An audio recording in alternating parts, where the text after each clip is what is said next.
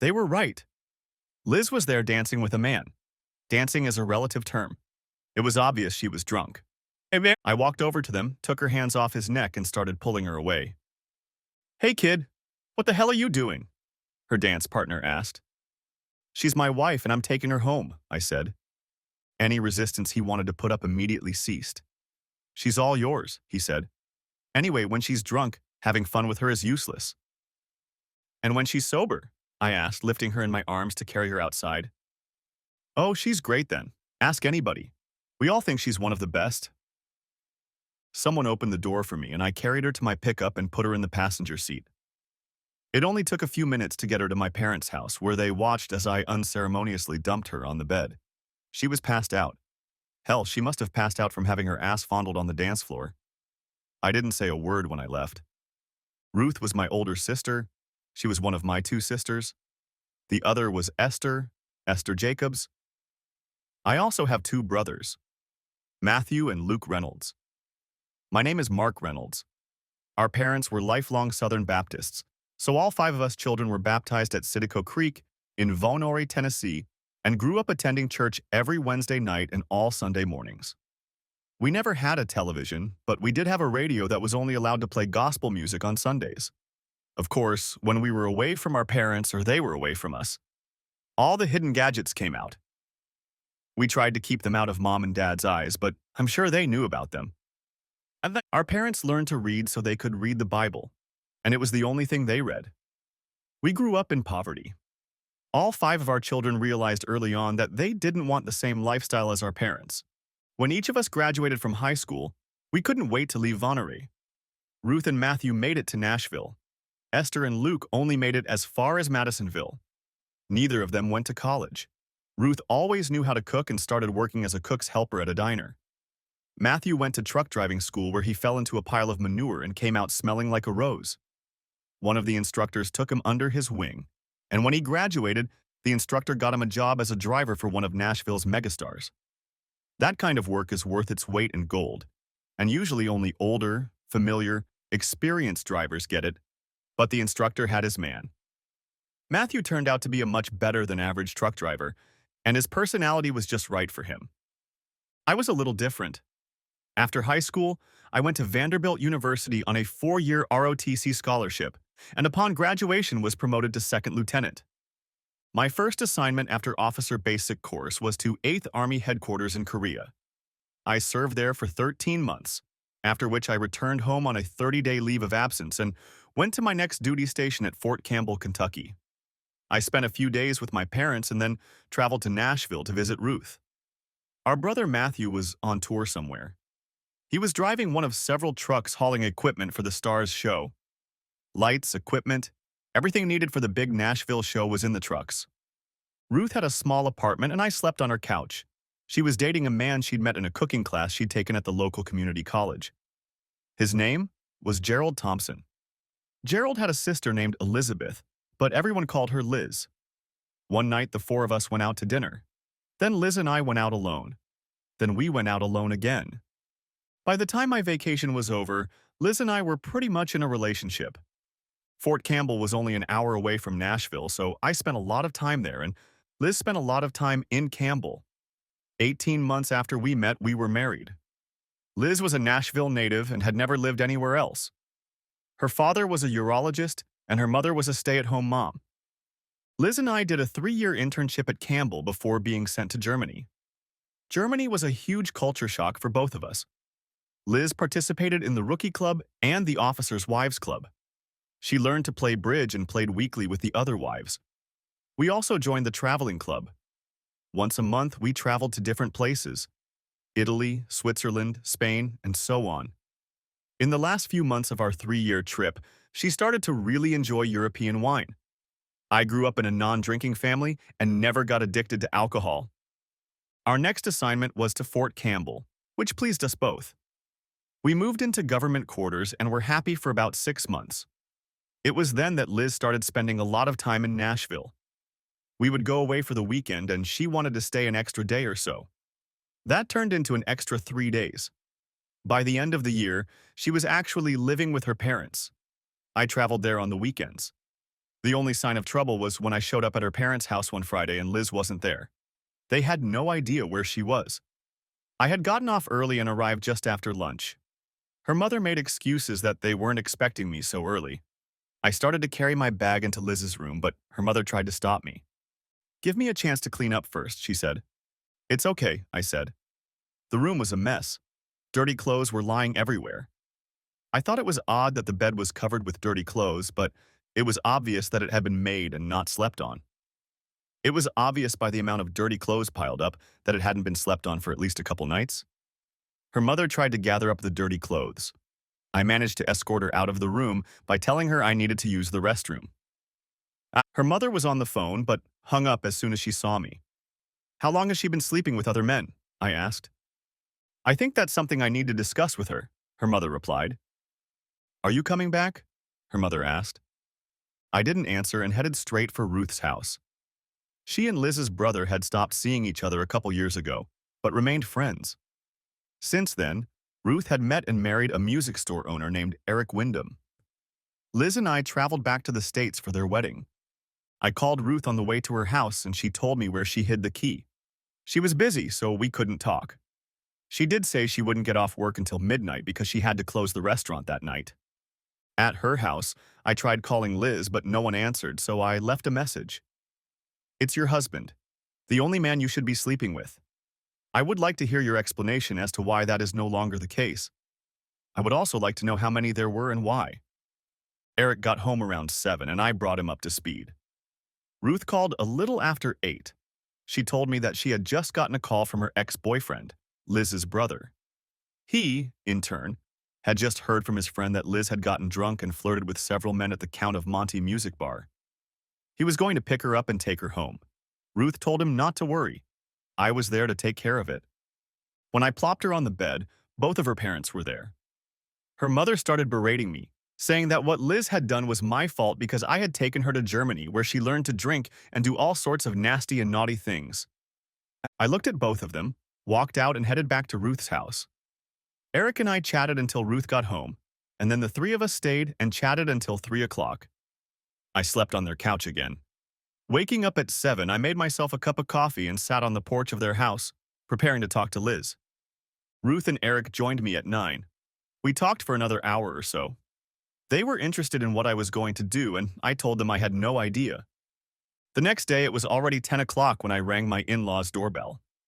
Liz's father opened the door and stepped aside so I could enter. Liz was sitting on the couch with a cup of coffee. I walked over to her and dropped my soiled panties on the coffee cup. She picked them up, dropped them on the floor, brought the cup to her lips, and took a sip. "Why?" I asked Liz. "You don't have to answer that question, dear," her mother interjected. "Stay out of it," I said coldly. "Why?" I repeated to Liz. She looked up at me. "I needed to be loved and you weren't here." "How many times have you needed to be loved and I wasn't here?" "What?" "How many times have you had fun with other men?" "I don't know." "Take a guess." "A couple dozen." "How many different men?" "I don't know." "Guess." 6, maybe 7, maybe 10. I'm not sure. "Does our marriage mean anything to you?" She raised her head, looked directly at me, and took another sip of coffee without answering anything. I walked out and back to Ruth. It didn't take me long to tell her what had happened. "And she didn't repent? Didn't apologize?" Ruth asked. "No." "What a heartless woman," she said. "That's exactly what I thought," I said. There was no point in staying in Nashville, so I headed for Fort Campbell. Sunday afternoon, I was surprised when Liz walked into our house. I stretched out on the couch and she crouched on the arm on the side where my legs were. She sat like that for a couple minutes. "I'm sorry," she said. "Don't say another word. If the only reason you cheated is because I wasn't around when you needed to have fun, that's pretty pathetic because you purposely didn't leave the house so I couldn't take care of you or your needs. You chose to get drunk and sleep with strangers instead of coming home and sleeping with your husband. That's a pretty pathetic excuse for destroying a marriage. And your parents are just as guilty as you are for letting you do it. The only thing you can do now is pack your bags and leave." "I don't want to leave. I said I was sorry. It won't happen again." "I don't care how many times it happens again. As far as I'm concerned, we're not married anymore, so you can do whatever you want and with whomever you want. All I care about is that you're leaving. I grabbed the remote and turned on the TV. She snatched it out of my hands and hit the mute button. I'm not leaving. You're my husband, and this is my home. She tossed the remote back to me and left the room. She made dinner and I made a sandwich and ate in the living room. She ate everything she made and stayed in the kitchen. When it was time to go to bed, I took a shower and went to bed. She showered and got into bed, snuggling as close to me as she could. I rolled over. Do you seriously think we're going to get anywhere after your body has been used by 6, 7, or 10 other men? I said I was sorry. And you think that made it better? Yes. You really need help. I can't forbid you to sleep in this bed, but I shouldn't stay here and think about all these men having fun with you. I went into the living room and fell asleep on the couch. When I woke up, she was sitting in the chair looking at me. I ignored her, showered, shaved, put on my uniform, and went to work. After reporting back, I spoke to the commander and brought him up to speed. If I were you, the first thing I'd do is contact a lawyer. Take as much time as you need. I talked to several attorneys that day and settled on Kirby Dickinson. He was a retired Army lawyer and knew what military personnel had to deal with. What do you want from me and why? He asked. I need your advice because I have no idea what I'm doing, I replied. Do you want to try to save a marriage? No. Why? Because she cheated, and I won't tolerate a spouse cheating. How do you know she cheated? I asked. It means nothing in court, Lieutenant. I was a first lieutenant by then. She can tell you and 100 other people that she had sex with Army and Navy football players on the 50-yard line in front of a full stadium, and then deny it when she gets in front of a judge, and the judge will believe her unless you have proof. He shook his head. It's just the facts. He paused. So since you don't want to save the marriage, then you want a divorce, am I right? Yes, sir, I suppose so. And I assume you don't want it to be easy for her. Am I right again? Yes, sir, you are right again. Good, I like it when people agree with me. It reinforces what I already know. And what's that? That I'm a smart son of a bitch. We both laughed.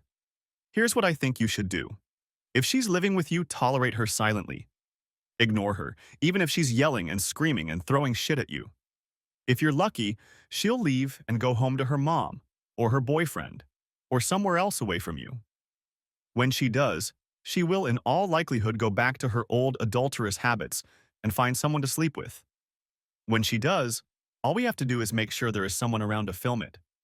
When we get to court, even if the judge says we can't use the videotape, he will know that you are telling the truth and your wife really did cheat on you.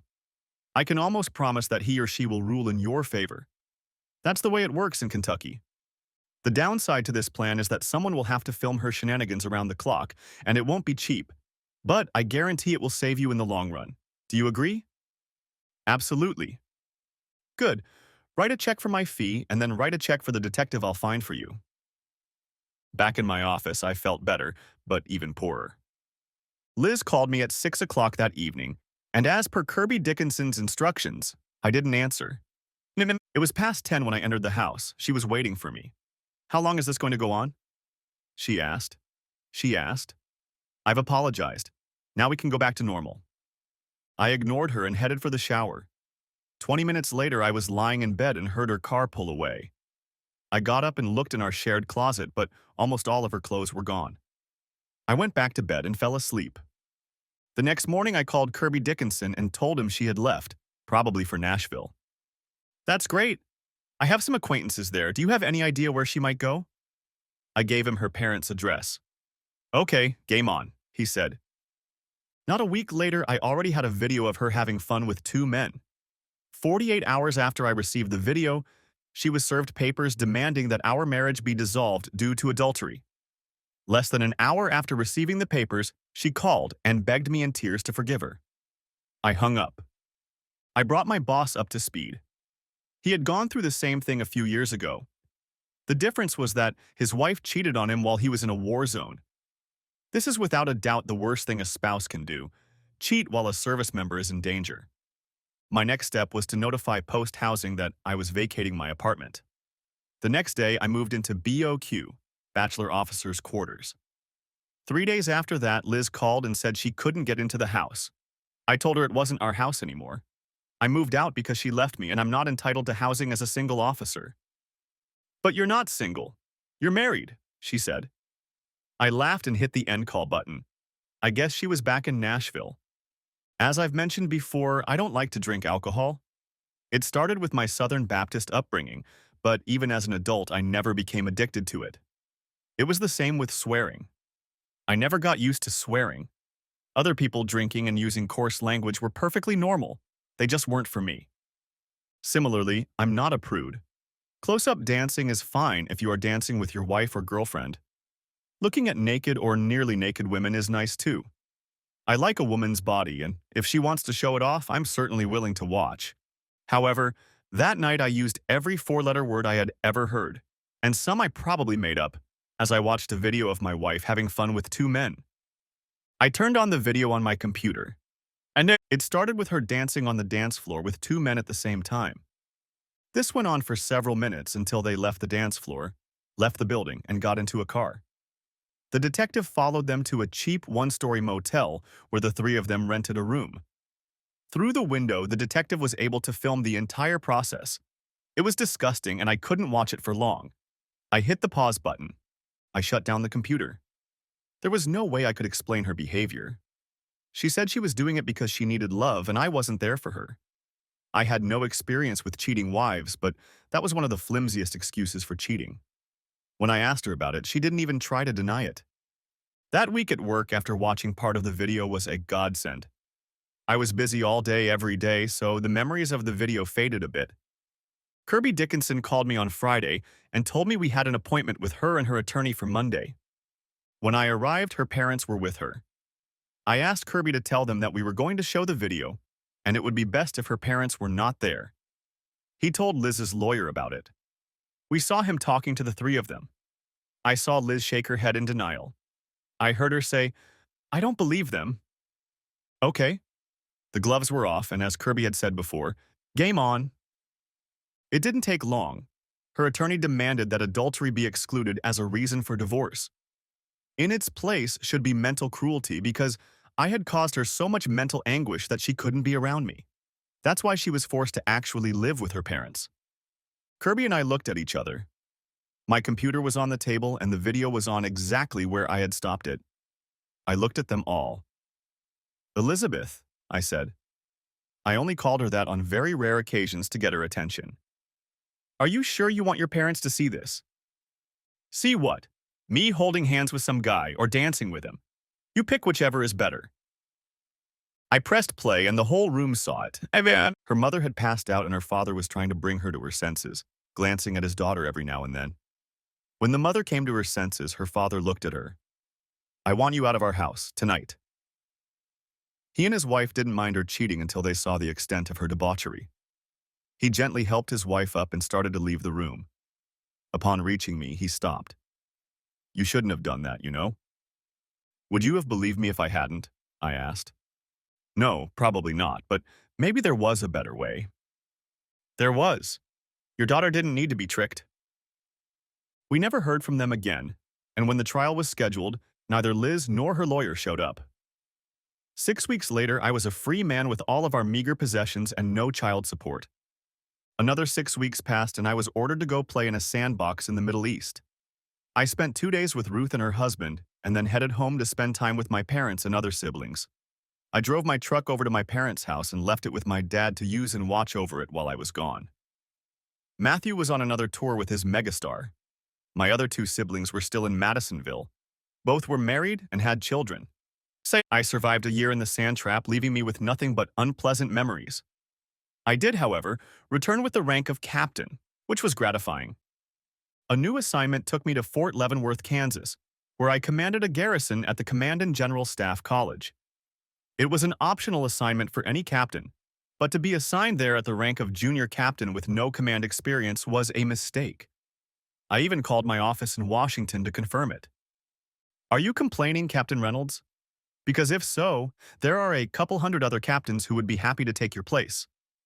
No, I'm perfectly happy. I just wanted to make sure someone wouldn't notice the mistake and reassign me in 3 months." No, Captain Reynolds. You're locked up for 3 years, unless, of course, we need you back in the sand trap. If that happens, you can send one of those couple hundred other captains you mentioned in my place. We both laughed. It didn't take me long to get into a nice, steady rhythm. Of course, it didn't hurt that I had an experienced first sergeant doing everything for me. One Saturday, I was in the auto repair shop on post. There was equipment there for minor repairs to our personal vehicles. There was even an experienced mechanic there to help those who needed it. I wasn't an expert, but I had grown up in the country and knew the difference between a spark plug and a nut, so I was quite capable of doing it myself. There weren't many people around when I arrived, so I set about getting the oil changed. There were 3 pits to change the oil and work under the car. I had been in my pit for about 5 minutes when another car pulled into the pit next to me. I didn't pay attention to it until I heard it. "Goddamn piece of shit." It came in a soft but determined female voice. It got quiet again until the wrench fell and hit the concrete floor. "Oops, damn it," I heard. I grinned to myself and decided that maybe the voice needed help. I screwed in the drain plug and climbed the steps out of the pit. I walked down the steps to the pit next to mine. She was wearing a jumpsuit 2 sizes larger. "Do you need help?" I asked. She turned to look at me, and I saw that underneath the layer of oil was an attractive face. She spit out a mouthful of oil and looked at me. "What makes you think I need help? Because I'm a woman, and women don't know how to change oil?" "Well, no, it just seemed to me that you were upset and I thought I could help." "No thanks, I know what I'm doing. I just hate this piece of shit." "Okay, have a good day." I went to my car, put oil in it, and drove away, never seeing her again. The next week, I was at a cocktail party the Commander General was throwing. I was invited only because I was the garrison commander, not because I was part of the rare atmosphere of 3 generals and countless colonels serving at Fort Leavenworth. I bought some cocaine and began to wander around, wondering if there were any other officers of my age and rank with whom I had anything in common. I didn't expect to find any, and was not disappointed. I looked at my watch and decided that from a protocol standpoint, I had another 15 minutes before I could gracefully leave. The backyard looked like a promising place, and I headed that way. I was about to head out the door when I heard a voice. Anyway, my dad made me learn how to do things on my own in case I ever found myself in a pinch, so I decided to change the oil myself. It took me over an hour, and I got oil all over my hair and nails, including my mouth. I even spilled it on the manual, making it almost impossible to read. But the worst part was that this incredibly good-looking guy offered to help me, and I said I didn't need anything. If I had any common sense, I would have asked for help just to get his name and phone number. The group she was in all laughed until another female voice spoke up. "What do you mean, ask for his name and phone number? You've never done that before." "I know, but there was something about his face that made me… I don't know. I can't explain it. There was just something about him. And I saw it even though I was angry and upset." "Wow, he must have been something special." "I guess so." I grinned to myself and tried to look at the person I was talking to. I wanted to see what she looked like without the oil. I walked through the patio doors and looked left, then right. There were 3 women standing to my right. One of them was about my age, maybe a couple years younger, but who knows?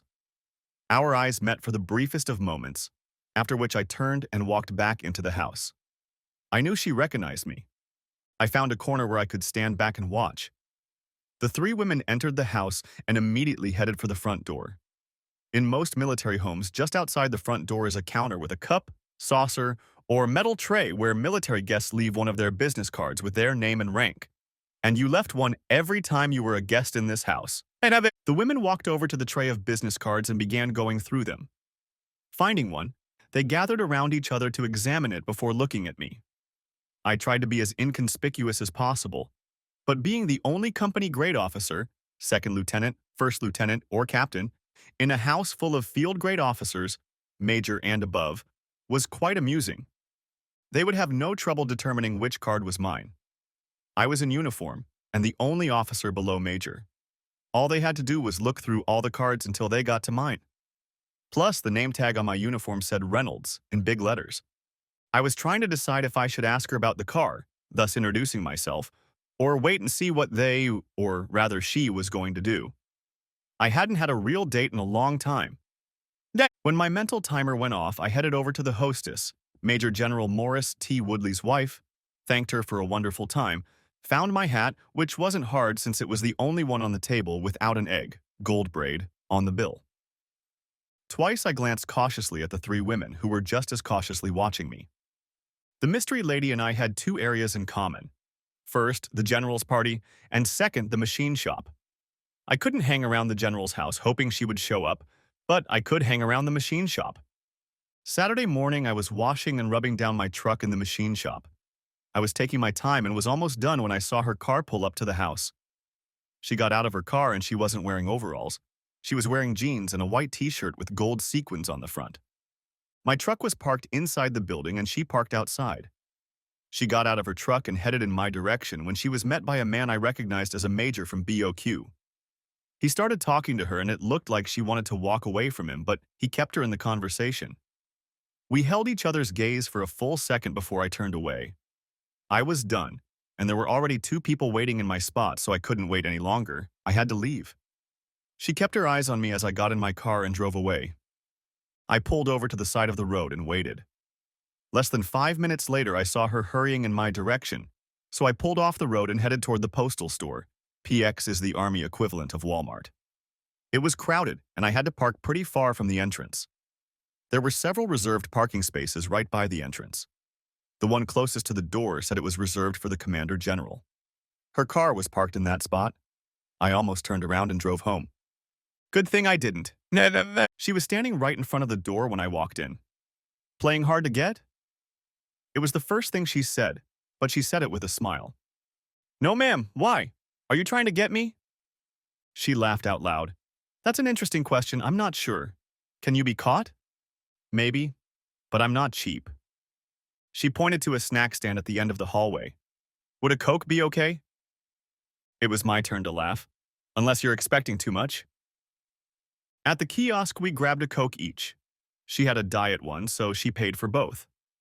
We sat down at a table and the 3 hours flew by. Her phone rang at least 6 times, but she paid no attention to it. Finally, she glanced at her watch and jumped up. Shit, I have a date. I have to go. I stood up. Now who's playing hard to get now? We walked to her car and she drove off to her date. I hadn't had dinner at a nice restaurant in a while, so I decided to go to the Officers Club. The prime rib was excellent. I went into my BOQ, hung out for a bit, showered, put on my civilian suit, and headed to the club. The dining room was closed because of the party, but the grill was open, so I sat there and ate. After eating, I headed for the door and peeked into the dining room as I passed by. Right in the doorway, dancing, stood the BOQ Major Domo, and then it hit me that I didn't know her name. In all the time we had been together, I had never once asked her name, and she had never once volunteered it. And I stood and watched them dance until another couple ran into them and she looked in my direction. I turned and headed for the door. The BOQ club was within walking distance and I headed there. There was a large lobby with 2 large TVs, a bar, and a snack table with an officers club on it. I sat there drinking a Coke and watching replays of NASCAR races. I sat there for about 2 hours and was just about ready to head to my room when the major walked in. He got himself a beer and sat in the big chair next to mine. He asked me about the race and I said I hadn't paid any attention to it. You're the garrison commander, aren't you? He asked. Yes? He held out his hand. Ernie Bigelow, Post G3, Operations Section. Mark Reynolds, you already know where I work. We sat down and got to talking. He was a nice, friendly type who was easy to talk to, so after a while I told him I'd seen him dancing earlier at the club. Your date seemed familiar. He grinned. She should. She's General Woodley's daughter, Christina. Not to get personal, but do you have a thing for her? I asked. He laughed. Hell no. No one has anything with Miss Iceberg. I've met her a few times, and every time I thought I'd get to first base, she'd cut me off at the knees. Then why do you keep coming back? I asked. Again, I don't know. Either I'm hoping to defrost her or I'm a glutton. He looked at me. It's funny that you're asking me who she is because she saw you tonight and asked me if I knew who you were. He laughed. Not wanting any more competition, I told her I didn't know. Ernie Bigelow and I became friends. 3 days later, Christina Woodley called me and invited me to dinner. I accepted. That same evening, I was sitting in the barbecue lobby and Ernie was sitting next to me. He looked at me. I hear you have a date with Christina. Yes, Friday for dinner. How did you know? Because I called and asked her out. She wasn't shy about telling me she had a date, and with who or is it who? That was a surprise to me, I said. She knows her phone number very well. Can you tell me how you got it? I don't have it. She didn't give it to me. Then how did you ask her out? You can't just walk up and knock on her door. I stammered. I didn't ask her out. She called and asked me out on her own. I didn't think about how she got my number. She had my name on the business card I'd left at her house, and she had access to the postal phone book. Simple as that. He looked at me and started laughing. Well, I'll be damned. I've known her for almost 2 years and she's never once asked a guy out. You must be special. I don't know about that. Look, she goes on dates, but rarely. Since I've been here, she's only dated me and 2 others. We're a pretty tight group and we keep an eye on each other, hoping to hear if either of us are making progress. So far, a few close slow dances and a couple kisses on the cheek is all she can do. We sat and talked and, as I said, became friends. He was sincere when he wished me luck with Christina. Just keep me posted, and I'll make sure the other 2 know about you and your progress. Our dinner date went well. So well, in fact, that I asked her out. And so on and so forth. Ernie found out he was being transferred to Korea and offered to take her to a farewell dinner, but she declined. Her exact words, or so he said, were, I like Mark, Ernie. I like him very much, and I don't want to put him in danger. I always took her out of the house for our dates and socialized with both of her parents. They certainly didn't hate me, but at the same time, they didn't welcome me with open arms either. In the 7th month of our acquaintance, I received orders to return to a sandbox in the Middle East. I called my unit and asked about it. I thought I had a 3-year stabilized tour, I told my assignment supervisor. You were, Mark, but you must have pissed someone off because we've been ordered to reassign you immediately. You are due to arrive in the country in 2 weeks. 2 weeks? Everyone gets at least 30 days. I called Christina. She was even more upset than I was. We talked for a few more minutes, and when the conversation ended, she said, I love you, Mark. She had never said that before. At 9 o'clock the next evening, I was packed and ready to leave the next morning. Christina was going to stop by to say goodbye to me. There was a knock on my door. I opened it, and it was her. She put her arms around me, and we kissed. My daddy did it, she announced. Did what? Sent you away? Why? Say it then. He knows how I feel about you, and he's afraid he'll lose me. He will, eventually. Me or someone else. What do you mean, someone else? We don't have anyone else. Eventually will if I don't come back. She hugged me again. Don't say that. She pulled away and looked at me. Marry me, she said. What? Marry me. It'll fix him. I laughed. Marrying me just to piss off your father is no reason to get married. And that she pulled away from me and lowered herself into a chair. Then I'll stay here tonight. That will make him very angry. I laughed again. I'd love to stay the night with you, but you just had a fight with your father. Where do you think he'll send the MPs first thing if you don't come home? Then let's go to a motel outside the post. I knelt down in front of her. I love you. Our first night together won't be a night of revenge or hiding. We will proudly hold our heads up and declare our love to the world. She took my face in her hands, kissed me, and laughed. I've already done that. Everyone in Leavenworth knows I love you, especially my father. That's why he transferred you into the service. We sat huddled together in the chair. The problem was that I loved her and wanted our first time to be perfect, but it wasn't. We were kissing when her phone rang. Hi, Mom, she said, putting it on speaker. Where are you? I heard her mom ask. At BOQ with Mark. When are you coming home? When Mark leaves tomorrow. She looked at me and grinned. There was a sharp intake of breath. You know your father's going to kill you both, don't you? He already did, Mom, when he transferred Mark. What should I tell him? Tell him I'm grown up and I'll do what I want. Goodbye, Mom. You know the deputies are probably on their way, I said. I don't care.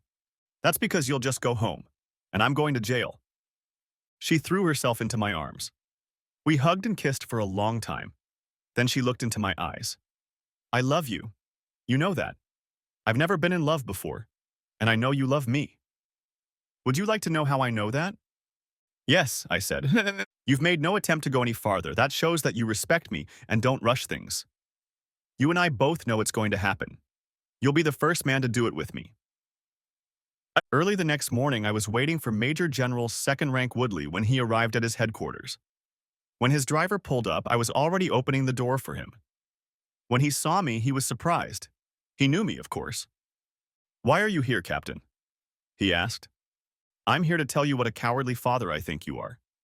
You may be a good general, but as a parent, you suck. You can send me anywhere you want, even a federal prison on the other side of this facility, but I'll say my word.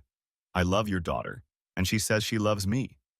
This is probably new to you because, if I understand the situation correctly, she's never been in love before. And that scares you because one day you're going to lose her to another man. It could be me, Ernie Bigelow, some private in a military camp or a civilian doctor. But one day you will lose her. And when you do, I hope it will be as painful for you as it is for her that you have thrown your weight around and transferred me. When you see her at dinner tonight, I want you to look at her knowing that you broke her heart, because you did. She could easily forget about me for the next year, which I'm sure is what you want. But she will fall in love again, and probably one more time. And each time, you'll lose more and more of her until she hates you. I didn't even greet him as I left. I fully expected to be stopped when I left my post and thrown in jail, but that didn't happen. I drove to my sister Ruth's house and then to my parents' house. I intended to leave my truck at their place for the duration of my absence. The few personal belongings I had I put into storage.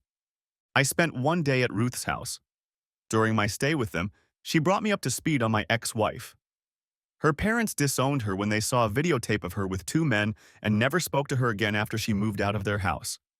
Her brother, Ruth's former boyfriend, also disowned her. She has been arrested at least 3 times for prostitution and selling drugs and is now in jail. After leaving Ruth, I spent 3 days at my parents' house. I had many conversations with Christine before I left and learned that the day I left Leavenworth, she had, to my father's annoyance, moved out of my parents' house and into a furnished apartment in town. She refused to talk to him and, according to her mother, he didn't know whether to be angry or offended, so he did both. I arrived at the departure point and checked in. The sergeant behind the counter looked at my orders, bowed, and retired to the office behind his back. He returned a couple minutes later with the first lieutenant. Excuse me, Captain Reynolds, but could you please step into my office? I followed him in. Have a seat, Captain. He paused to gather his thoughts. Your orders have been changed. It appears your original order was given in error. Fort Leavenworth is conducting an investigation to find out what happened. But here are your new orders. You are to report to Leavenworth and return to your former duties. He threw up his hands. I've never seen anything like this. I've seen orders changed, but never had a soldier return to his former duties. And to top it all off, we received this letter yesterday with a personal courier who was supposed to deliver it to you personally in your hands. It was a sealed envelope with a return address to General Command, Fort Leavenworth, Kansas. The lieutenant handed me my new orders. Congratulations, Captain. You're going home. I went outside and opened the envelope. You were right. That was all it said. It was signed M. Woodley. I pulled out my cell phone and called Christina. She answered on the first ring. Where are you? On my way home. Do you know my orders got canceled? You're kidding. What happened? Apparently your father changed his mind. I'm going back to Leavenworth. Oh my goodness, how soon can you get here? In a couple days. I need to pick up my truck and then I'll be on my way. Hurry up, honey. I'll start looking for a bigger apartment. The drive back broke all records. We'd been on the phone constantly for the last 50 miles, and she was running toward me when I turned onto the street where she had an apartment. The truck barely had time to stop before I jumped out of it and found myself in her arms. We kissed and hugged as the truck drove around us.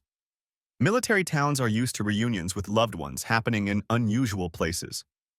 It took a few minutes before we calmed down and went inside, where we kissed and hugged for another long time. When the passion subsided, we sat next to each other on her couch and talked. She talked to her mother, but not to her father. Her mother didn't know that my order had been changed, but when she was informed of it, was happy for her daughter. And then I showed her the short note I had received from her father. "What does this mean?" she asked. She asked. I told her about my meeting with him the morning I left. "I'm surprised he didn't put you in jail for talking to him like that," she said. "Me too." "I'm sure changing your orders goes against everything he holds sacred," she said. "He didn't do it for me. He did it for you because he loves you, and it's hard for him to accept that he's no longer the only man in your life." She looked at me with love in her eyes. I looked around, stood up and pulled a ring out of my pocket that I had bought in Tennessee when I stopped by to pick up my truck. I got down on one knee. Before I could utter a word, she burst into tears. "Christina Louise Woodley, will you marry me?" She quickly dropped to both knees, held out her left hand and said, "Put it on my finger." Once the ring was where it would be for the next 50 years, she spoke again. "Yes, Mark Hadley Reynolds. I will marry you and love you until the day I die." Every man considers his wife or girlfriend to be the most beautiful, perfect creature on earth, and I was no exception. I asked her if she wanted to go to a first-class hotel for our first night together, but she said no. "This apartment is our first home. I want our first time to be in our first home." She had time to prepare for my homecoming, and she did it her way. For our first dinner together in this apartment, we ordered champagne, pâté, and chocolate-covered strawberries. I even had some champagne. We sat on the bed, eating and drinking, but eventually we moved on. Her phone woke us up at 10. "Hi, Mom," she said cheerfully. As she usually did, she put it on speakerphone. "Good morning. Have you heard anything about Mark? Wasn't he supposed to be back today?" She looked at me and smiled broadly. "He came home last night and spent the night with me, Mom." "Oh, okay then." "He asked me to marry him, Mom." And I said yes. We heard her visibly brighten. "That's wonderful. When will that day come?" Christina laughed. "We don't know yet. We thought we'd discuss it with you and Daddy tonight over dinner. Is that okay with you?" This was news to me, so I just stared at her with big eyes, thinking she was crazy. She looked at me and winked. "That would be great. What kind of wine does he like?" "He doesn't usually drink, but we'll have champagne with us." "Okay. I'll see you at 6:30. Is that okay with you?" "Great. I'll see you then." "Oh, should I tell your dad or would you rather do it yourself?" "You can tell him if you think he can handle it. Otherwise, let Mark handle it himself."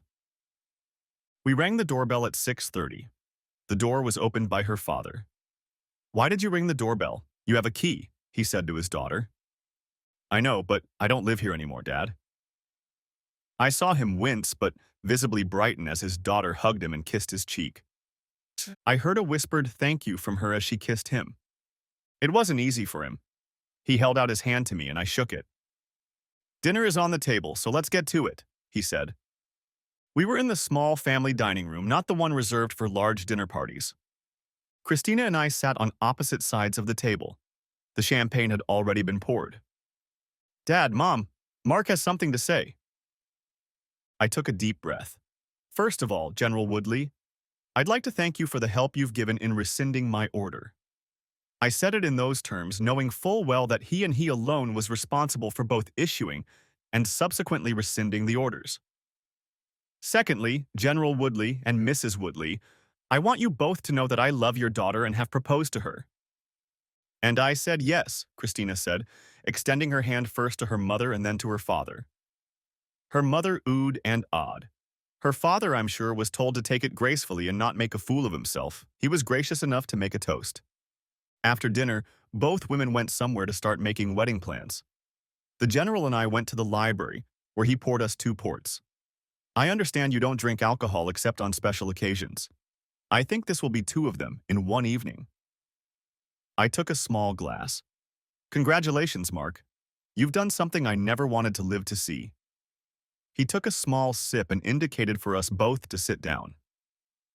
I knew it would happen sooner or later, but he changed his mood as he spoke again. "You were right when you criticized me. I thought I knew what was best for my daughter, but when I saw the way she looked at you at dinner, I realized how wrong I was. All I ask is that you take care of her and love her for the rest of her life just as you love her today." "You can count on that, sir. I would never knowingly do anything to hurt her." "I believe that." He looked at me. But there's one thing I'm having trouble with. What's that, sir? I don't like the fact that you two are living together before you get married. Apparently, Christina's mother had told him that. You have no choice, sir. I didn't think so, but I thought I'd give it a try. 6 months after that dinner, Christina's father retired and became general manager of the parts purchasing division of a major automobile manufacturer. 2 months after that, Christina and I were married. As she walked down the aisle, it was noticeable that she was pregnant. My brother Matthew arrived with his megastar from Nashville, who put on an impromptu show at our reception.